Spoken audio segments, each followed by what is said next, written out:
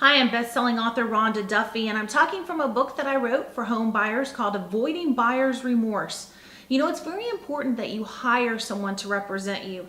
Now, in Georgia and many other states across the United States, they allow you to have free representation of a buyer's agent without any monetary commitment on your part. So this type of relationship puts you in the driver's seat of your own confidentiality. Now, some people have told us in the past, well, I'm not going to tell my agent anything, so it doesn't matter.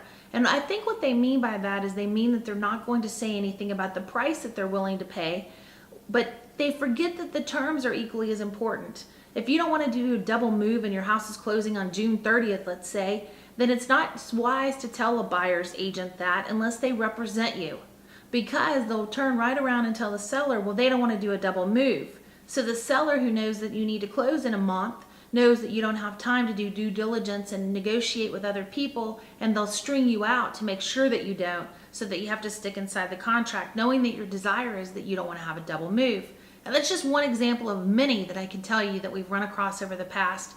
And it's just very important to have someone who represents your interest and your confidentiality, who can represent you as a trusted advisor and sounding board.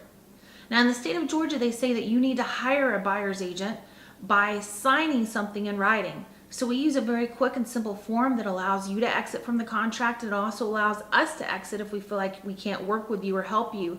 But the most important thing for you to realize is that you have that right.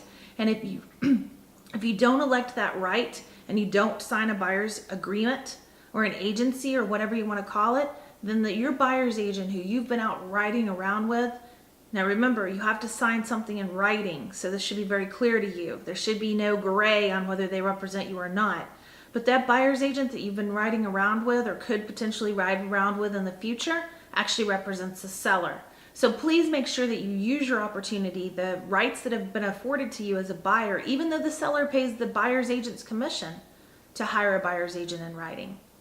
I hope this has been helpful. If you need more information or would like to delve into avoiding the buyer remorse problem that's out there in the buyer industry when a home buyer buys a house, visit tipsandformsforbuyers.com. That's tipsandformsforbuyers.com.